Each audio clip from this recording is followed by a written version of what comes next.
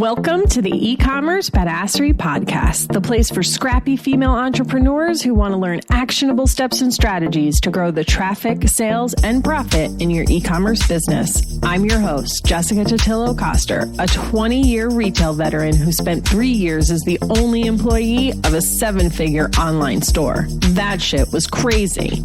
I know exactly how it feels to do all the things, and I'm sharing everything I learned the hard way so you don't have to. I may have started this business by accident, but supporting badass bosses like you lights me the fuck up, and I am so stoked to see you grow.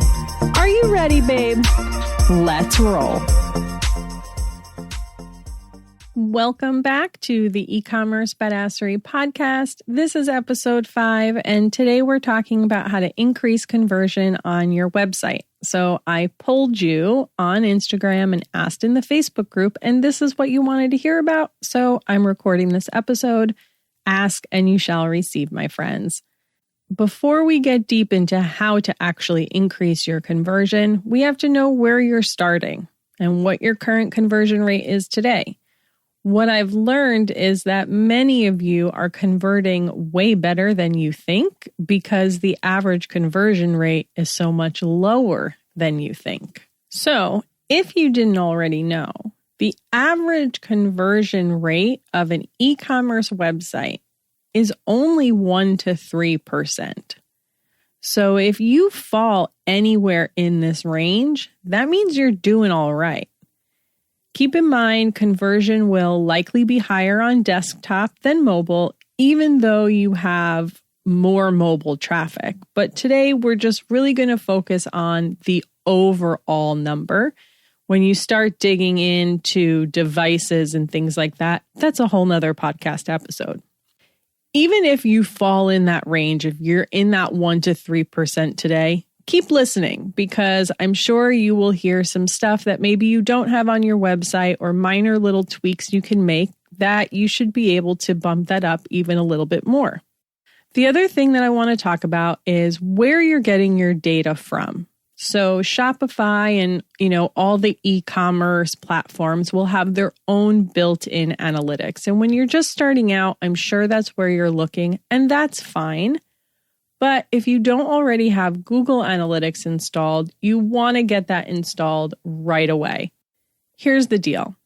Even if you don't plan on looking at it and you don't understand what it means and it's overwhelming and all of that stuff, believe me, I get it. Install it anyway, so it is at least collecting data. So when you are ready to tackle Google Analytics, the data is already there because it won't collect it if it's not installed and it can't go retroactive. So it should really be one of the first things you do when you launch your site. If you are a 6-figure business, you hands down need to be using Google Analytics, period, end of story. You just do. You can drill down so much deeper in GA than what your platform is natively going to give you. So when you start getting really smart about the business decisions you're making and tweaking the experience based on the channel they came in from and the page they landed on and all that kind of stuff, you're going to need Google Analytics to be able to do this. So moral of the story is get it installed even if you don't plan on looking at it. Okay, so let's jump into the things that you can do to increase your conversion rate. And I'm going to start on your product pages because that is the bread and butter of your website. If you think of your homepage as your store window, your product page is your salesperson. The goal of the product page is to help your customer decide if they want to buy your product. So the most important thing, like literally the most important section of your product page are your images. Remember, your customer can't touch and feel the item like in a store. If it's an electronic, they can't turn it on. There's no tester, anything like that. So the images are really, really important. You want to make sure that you are showing all angles of the product. You want to get close up. Make sure you're accurately representing the item, especially in clothing. I have this leopard print cardigan. I was so excited when I found it and bought it, and I was waiting for it to come. I think it was like around the holidays, and I was going to wear it. I was super excited to wear it. It came. I cannot wear it out of the house. I look absolutely ridiculous in it. The shape is not at all how it was represented online. And I ended up not returning it because busy, but it's just my house sweater now because I just cannot wear it in public. And I'm irritated and I'm much more weary when I make purchases from that company. So avoid that. Make sure that you are accurately representing the item. You also want to show images of your product in use, right? So if it's something that they use in their daily life, or it's some sort of food product or a hair product or makeup or something like that. If it's a mug, have a hand holding it. It doesn't have to be super over the top, but it should at least give the shopper something to resonate with versus just a product image itself. If it's clothing, you need to have people in it. Like flat lays are cute once in a while, but they really have no place on your product page. You need to have somebody in it so that they can understand how the item fits. And if you can get it on multiple models, even better. That can obviously be more difficult when you're just starting. If you do have a wide range of sizes, it's definitely better if you can get it on a range of body types so the shopper can see, okay, this is how it's going to look on me. I'm really busty like her, or I'm really bony like her. I'm built like a hanger, right? Everything just hangs off. So you want to make it as clear to them on how this item is going to fit. And having those close-up pictures will help them understand the fabrication. Having it on a model helps them understand how it lays. Like all of these things are important. Think about how it relates to your specific product. I'm going to probably talk a lot about clothing here just because it's something we can all relate to and understand. If you can, avoid vendor images that like every other website is also using. I know that this can be difficult. I know when you're just getting started out that investing in product images can seem scary. If you have a really wide assortment of product, like the process of getting all of those taken, do the best you can. Even if it's just you focus on the best sellers, the evergreen items that you have all the time. If it's something that you get in one pack of and you're going to sell it in a week, then I understand it doesn't really make sense for you to invest in those, but if it's something that's going to be around for a while and a lot of other people sell it, definitely get your own photos. You should also put an image zoom feature on the images so that people can zoom in to get up close. There are apps that can do this for you. And if you really want to go a step further, add video to your product pages. Video is where it is at, my friends. Whether you're selling clothing or not, this will work for you. So maybe you need to be on camera giving a demonstration on how it works. If you have a makeup, beauty, hair product, something like that. Even if you have a food product, you could have like a recipe video on the actual product page. If it's clothing, having a video of someone walking in the item, ASOS does a really great job at this, so definitely go check them out. Think about what works for your product, but video is totally where it's at, and you can embed it in the product page. It'll go a long, long way. That's the closest you can really get to having that in-store experience. And if you're not totally sure what that should look like, go watch the home shopping networks for inspiration. Like they've been doing that a long time and they are selling stuff to people who are just seeing it on TV and they're, calling in their order. So they're talking about the fabric of the item. They're putting it on. How does it feel to the touch? How does it look with other stuff so you can see how to work it into your wardrobe? Think about all the demonstrations that are done with products on shows like that. How can you put that experience on your website too? How can you recreate the experience of shopping in person onto your website? That's what you want to try and do. And the easiest way to do that is through imagery and video. All right, so let's talk about your actual product descriptions. The first thing I want you to remember is to just talk like a human. How would you sell them this item if you were in person? Help them see how it would fit into their life or into their wardrobe. What problem or pain point is it solving? And make sure that you have all the information they need to make a purchasing decision and to help limit returns. Some of those things are sizing and fit.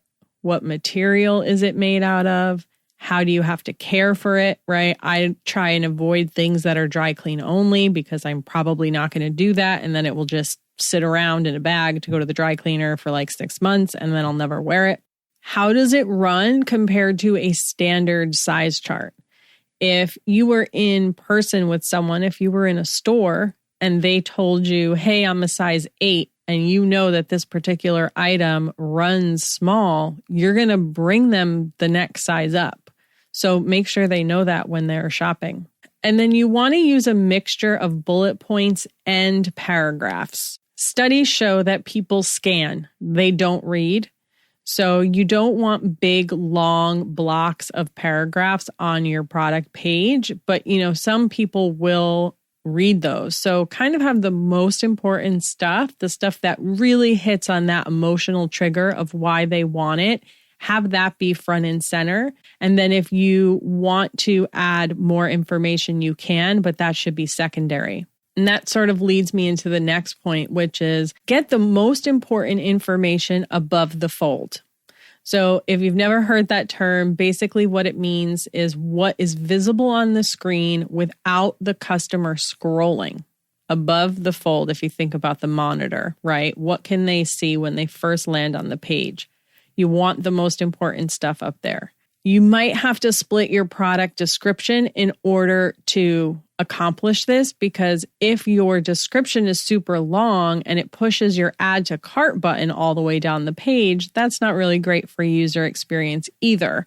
So ideally you would have, a few bullet points or a little paragraph, whatever that main message is of why they want this product, your add to cart button, and then have all your additional information below that so that they can go find it if they want.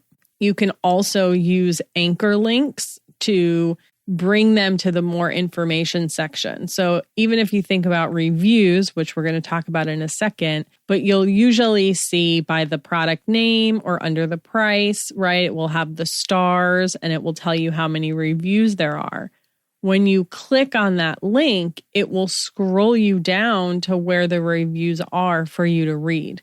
So that's something you could also create on your website to have like a more information link that then just goes down to the expanded description without taking up a bunch of space on the top. You can also house that extra information either in tabs or in an accordion where you click on the plus button and it opens up. That's where you can put that additional information like material and care.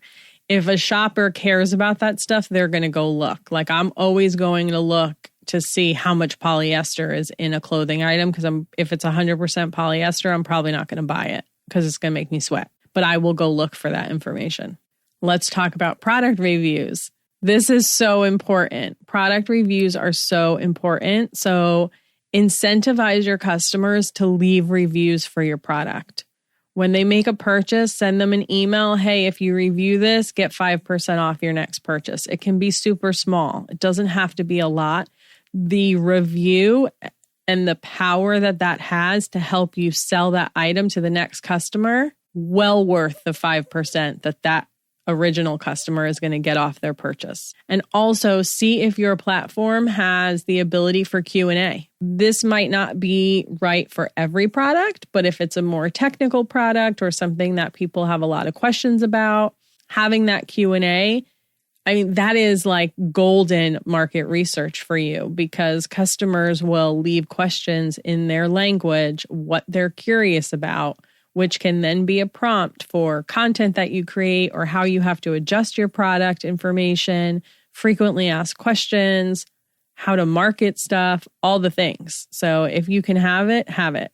You just make sure you're there to actually answer them. And the other thing is publish some of the not so great reviews also. If you only have all 5-star reviews, one, that could seem a little fishy to the customer. But two, your product is not going to be for everyone. So let them figure that out before they purchase it and then want to return it, which ultimately costs you more than if they just didn't buy it at all. A couple of other product page specific things is make sure you have breadcrumbs. And breadcrumbs is that mini little navigation that shows the path the customer took to get to that page. So usually you'll see like home, category, and then the product. Not only is this good for the customer to help them easily get back to where they were before, but it's also good for SEO and it helps Google understand the structure of your site. There are some themes that let you turn this off. Don't turn them off. Also, try and limit your calls to action on the page. So some sites will have an add to cart button or like a checkout now button. Test having only one of them. If you're a one product store, that checkout now, perfect. If you have a wide assortment of product, it might be best to just stick to the add to cart button, but you won't really know until you test it. So I would test each of them and kind of see what happens. The other thing is keep it clean and organized. Make sure you have some white space so the eye has a place to rest, right? Like you don't want everything super spread out, but you also don't want it super tight because then it's just going to overwhelm the customer and they don't know where to look. And be mindful of colors. Avoid using gray for an add to cart button. Gray generally means something is not active, right? Like, oh, that's grayed out. I can't press that. So avoid using gray in calls to action and look at the colors on your page and see what really stands out to you. You know, do you have some secondary call to action that you see before you see the add to cart button? Like go onto your website and from the user perspective, how does that look? Okay, so let's talk about some site-wide things that you can do. First thing is optimize the search on your website. And this is especially important if you have a lot of products. Now on Shopify, you will need an app to be able to do some of the things that I'm going to talk to you about. One of those things is to use synonyms and redirects where appropriate. So sometimes if people just search, the term dresses, maybe you're going to redirect them to the dresses collection, right? Because the collection likely has filters and sorting and things like that where maybe your search page doesn't have it. So get them where they're trying to go. And then synonyms sometimes, can account for misspellings or just different words that mean the same thing. And you want to make sure that the search is showing them the correct product. You also want to make sure that your search bar is easily found, like nice and big. And if you can get it out of the menu on mobile, even better. Most of the time, it's sort of put into the hamburger menu.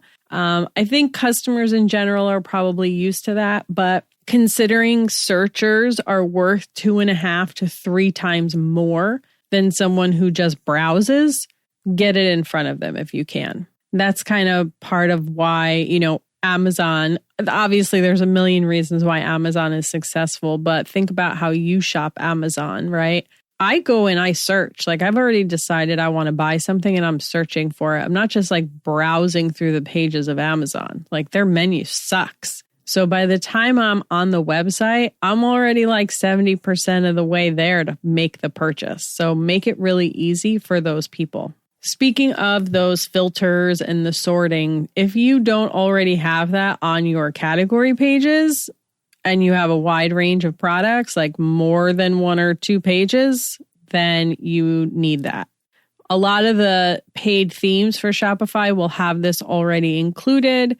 You may have to set up some product tags in order for it to work. So definitely check out the documentation for your theme. If it doesn't have a built-in way to do it, there's probably an app or something that you can add in order to accomplish this. Let's also talk about your navigation menu. You want to make it easy for your customer to find what they're looking for. Keep it clear over clever. You've probably heard me say this before, but keep it clear when you're naming the links in your navigation bar and your categories and all of that. Put it in a logical order. If you have a wide assortment of categories, try a mega menu. Definitely monitor your metrics there. I had a client that I worked with. She's got a very wide range of products. We switched her to a mega menu, and she started seeing that she was selling a wider assortment of products than she had been. So there were so many products that people didn't even know were available. And once we implemented the mega menu, they were finding it and buying them. So that was really awesome. Another thing you want to do is add live chat if you can, or a bot to answer frequently asked questions. So even though you have your FAQ page and all of that stuff, like people are not going to go read those. They're just not. They're going to ask. They just want a quick answer to their question. So there are chat bots that you set it up in advance. Like, okay, you give them the options, for instance, to click. Like, I have a question about sizing. I have a question about returns. I want to check on my order. And then the customer presses those buttons, and then you decide what that path is and serve up the proper information to them.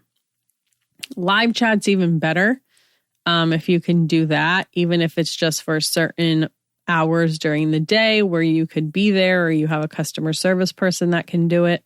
And then another thing is social proof. So this is beyond just reviews, which are important, but there's other ways to have this as well. So you've probably seen this on other websites, but there'll be like a pop-up that says, someone bought this product 1 day ago, an hour ago, 2 days ago. I definitely wouldn't use that if you don't have a high volume of sales, because showing someone that someone bought something like a month ago is not going to be helpful. And who knows if this is going to have the opposite effect, because it is a pop-up. I've seen people have success with it. It's something that put it in there, let it run for 14, 21, 30 days, depending upon how much traffic you get, and see what happens. You can easily remove it. But it's basically just showing hey, there's stuff happening on this website. People are buying this stuff. These are the products that they're liking. And it's someone other than you, the person trying to make money, telling them and validating that you're a good website to shop with. You might also, if you have limited quantities of items, you can put hey, there's only 10 of these left, or these are going quick. How many other people are maybe looking at a particular item. Also, how many people have this in their cart. If you've ever shopped on Etsy, you've probably seen this. I think they use the cart one. 30 people also have this in their cart.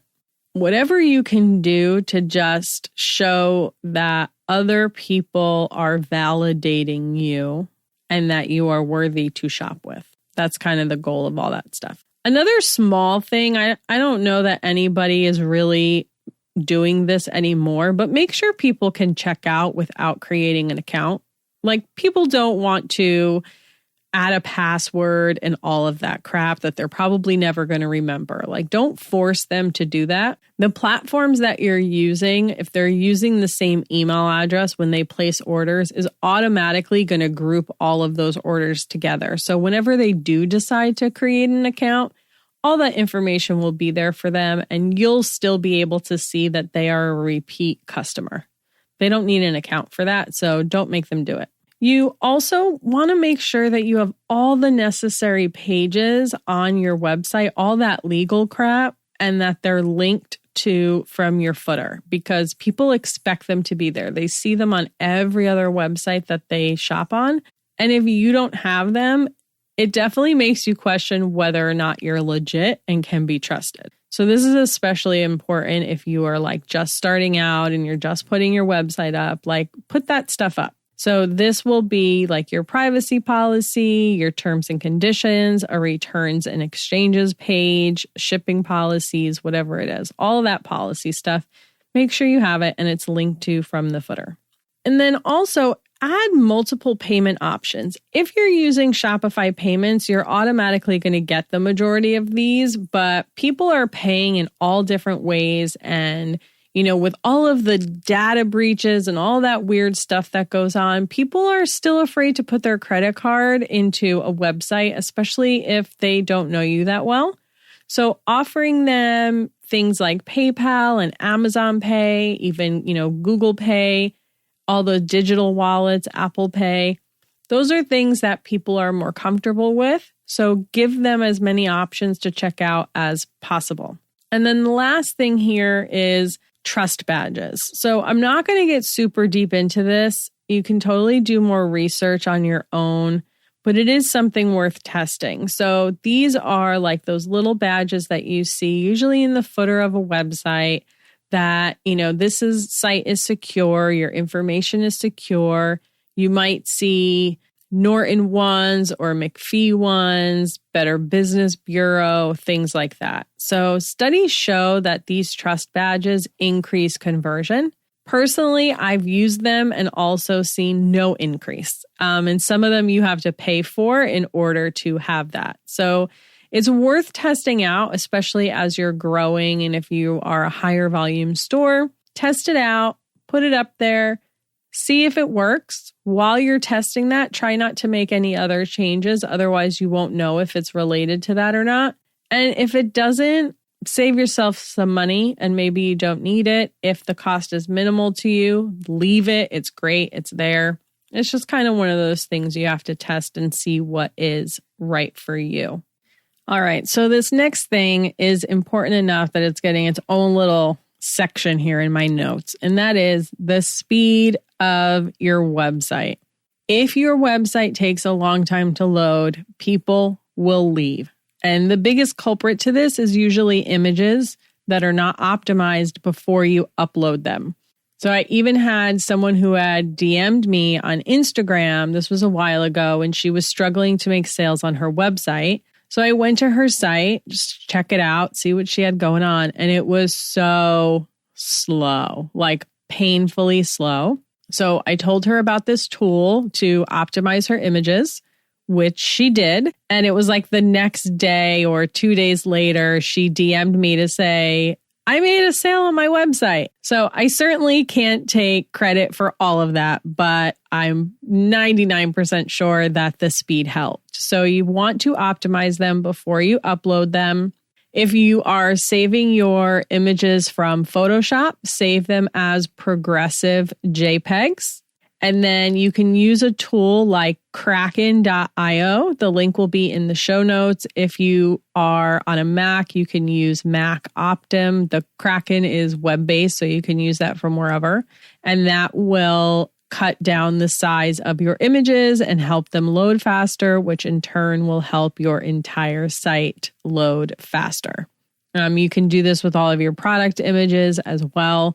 There's so much, technical stuff that we can talk about in terms of speed and all of that, but really focus on your images and you should be good to go. A couple of other just tiny, quick wins, things to keep in mind, things that you can do to make it easier for the customer, because that's ultimately your goal. If you are on Shopify, when you're running promotions, when you are adding links into your emails to say, hey, we have this promo going on or whatever it is, use the links that automatically add the discount to checkout for them so they don't have to. This is perfect in the welcome email, in your abandoned cart email, all that stuff. By the way, if you don't know what emails you should have, definitely go back and listen to that episode, the 6 email automations you must have for your e-commerce store. But when you create the discount in Shopify, at the top, there is a button that says promote. And if you hit that drop down, it will give you a link that will automatically add it to checkout for them. So it's a teeny thing, but hey, every little bit helps. We already talked about being clear over clever, but it's important enough to say it again. being on brand and in your voice and all of that matters and it's important and you want to do that. But you also need to make sure that the customer understands what it is that you're saying. And ultimately, you should be using their words anyway. So when it comes to your product titles, your categories, your navigation menu, all of that stuff, use clear language that tells them what they're going to find when they click that link. Also, when it comes to abandoned carts and things like that, 70% of people are going to abandon the cart. That's just the average. So you definitely want to have your cart abandonment email included in your email marketing program. But additionally, you can use something called an exit intent pop-up. So instead of a pop-up that shows when they first get to the website in order to collect their email address and stuff, you can actually have a pop-up that triggers when they go to leave your website. So this really works best on desktop because you actually have that movement of the mouse, right? Where you're going to slide and close the tab. It doesn't really work on mobile, but it's still a great way to try and catch people before they leave. Maybe you put an offer on it. Maybe you ask them for their email if you don't already have it. You can think about different ways to use this to your advantage, but it's sort of like a, hey, before you go, don't leave. Maybe it's just like a free shipping offer, something like that. You can do this in Klaviyo very easily. That's one of the options of when to trigger it. So it's worth a test. Everything is worth a test. And as a reminder, whenever you're testing things, make sure you're only testing one at a time. Otherwise, you're not going to know what did or didn't work. Okay, so the last thing is, this is going to be the more advanced stuff. So once you have everything else in place that we talked about, and you've got all of that dialed in, then you can start thinking about some of these advanced strategies. But I definitely want to mention them for those of you who are a little bit further in your business. So the first thing is on-site personalization. And this is key if you have a wide assortment of product or you talk to a few different customer avatars. What on-site personalization does is it takes the data that it has on that browser, that person, the user, and it will show them different content. You can change out your homepage content. So instead of having one static banner that may or may not be relevant to them, you can change the content based on the segment that they fall in. So this is an advanced strategy. You're going to need a tool to do this, something like Nosto, which actually works really nicely with Klaviyo and Shopify and Yotpo and all these other tools. But just start thinking about if that would be relevant to your business. And, if you're hitting that 6-figure mark and you have a wide product assortment, this could be really valuable for you. Another strategy is A/B testing on your website. So you've probably heard me talk about A/B testing email subject lines and things like that, but you can also do the same thing on your website. You'll also need tools for this, something like Google Optimize, which is actually free. And this is where people will actually test the color of the add to cart button, or they'll test different layouts against each other, just like you would test email content or ad content, things like that. So you can actually do that on your website. And the other thing, and this is, I would actually start doing this part even before you do things like personalization and A/B testing, but when you're really looking at your conversion and you're trying to figure out, how do I increase this or how am I doing, is you want to dig deeper than just that high level number, right? Like I mentioned at the beginning of the podcast, we're just talking that high level average. We're not going to talk about devices or anything like that. But as you get more sophisticated, you really need to drill down because, your brand search, let's say you're doing paid advertising. People who are searching for your brand name, that conversion is going to be through the roof.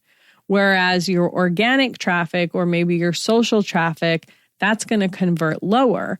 And so you really want to focus on the experience that you're giving those specific people when they land on your website so that they convert better. You also want to think about the customer journey and the different steps that they take while they're on your website. And this is really where, Google Analytics comes in, where additional strategy comes in. So that's why I'm saying get all that other stuff in place first before you come to this step. That is really, it's a whole nother podcast episode, and it's going to be so specific to every user. If it's a place where you think you're at and something you're ready for, definitely reach out. We can book a one-on-one strategy session and kind of talk through your specific business. But I just want to sort of plant those seeds for you so you know where you're going and what's really possible and how granular you can get in an e-commerce store. It's really kind of amazing. Okay, so this was another episode full of so many things. I know it's a lot. Don't worry, I got you. There's a guide, a checklist, a downloadable for you. Link will be in the show notes, or you can go to ecommercebadassery.com/05 to get yours. And before I leave you today, I just want to remind you that your goal as an e-commerce CEO is to create an experience that gets your customer from one step of the buying process to the next. If you leave them out there to fend for themselves, you're going to have a hard time converting them. So keep that in mind when you're going through this list of everything that we talked about today and you're walking through your website and seeing what tweaks you can make and where you can improve. Think about your customer and how you get them from point A to point B. And lastly, when you are testing things, only test one at a time. Otherwise, you won't know what's working. That's everything I have for you today. Thank you so much for hanging out. I hope you have a wonderful day, and I will see you on the flip side. Thank you so much for listening to today's episode. If you like what you heard, I'd be so grateful if you'd leave a review on Apple Podcasts, and don't forget to subscribe so you never miss an episode. And if you're looking to surround yourself with more product entrepreneurs who totally get your life right now, get your booty on over to the eCommerce Badassery Facebook group. Can't wait to see you there. Until next time, e-commerce friends, stay badass.